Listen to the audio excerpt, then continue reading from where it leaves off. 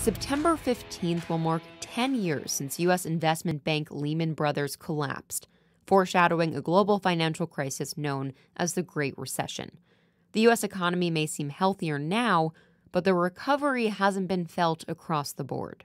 The Great Recession has really, even though officially we tend to think it ended about 2 years in, actually in many ways, and I think for a lot of people around the country, it continued even till a few years back. That couldn't be truer for millennials, many of whom may never fully recover from the recession. According to the St. Louis Fed, the net wealth of Americans born between 1981 and 1996 is 34% below what they would have if the financial crisis never happened. There's a few reasons why.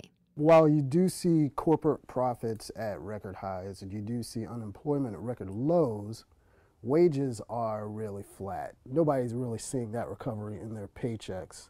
While wage growth has somewhat recovered, we're still not averaging pre-recession levels, meaning we're making less money even though the cost of living keeps rising. Hand in hand with that lack of wage growth is also a very different kind of career trajectory in which you might not be in the same job for 40 years. And it's not a straight and steady path of raises. There are often career interruptions, and that means benefit interruptions. And so, those present new challenges like paying for your own health insurance and saving for your own retirement. That's made it hard for young people to save for things like a house or a car. It's also making it difficult to start a family, which poses unique problems for the greater economy. We already have in the U.S. the lowest birth rates that we've ever seen. We have a baby boomer generation that's retiring. So we have this huge demand in the workforce that's not going to be filled, unless fertility rates go back up, unless we adopt the right policies on immigration and, getting a workforce that's ready for those jobs. In a recent New York Times survey, men and women ages 20 to 45 said they're not having kids for a variety of economic factors, most notably because it's too expensive. In fact, average childcare costs in the U.S. range from nearly $700 to almost $3,000 per month.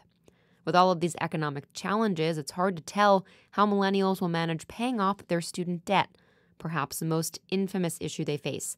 On average, students graduate with over $30,000 in loans, further hampering the ability to save. If you ask economists, there's one silver lining in this situation. So I do think that if the future is technology, then this generation is the best, adapted to using it and to using and acquiring those skills and being prepared for those jobs. It is true that millennials are very adept at using technology, meaning they might be able to adapt better to the digital changes in the workforce than their predecessors. And economists say they still have their whole lives ahead of them. We are less than 2 months away from the November midterm elections, so here's a look at the hot races that we're following. With the clock ticking down to November 6th, we want to take a look at the races that could tip the balance of power in the Senate. It's currently split 51 to 49 in the Republicans' favor. 35 seats are on the ballot. Fox News is calling these 5 in Arizona, Missouri, Indiana, Tennessee, and Florida toss-ups. CNN adds a 6th, Nevada, and they're currently split by party. Republicans hold the seats in Arizona, Nevada, and Tennessee, and Democrats hold them in Missouri, Indiana, and Florida. In 2 cases, the incumbents are not running again.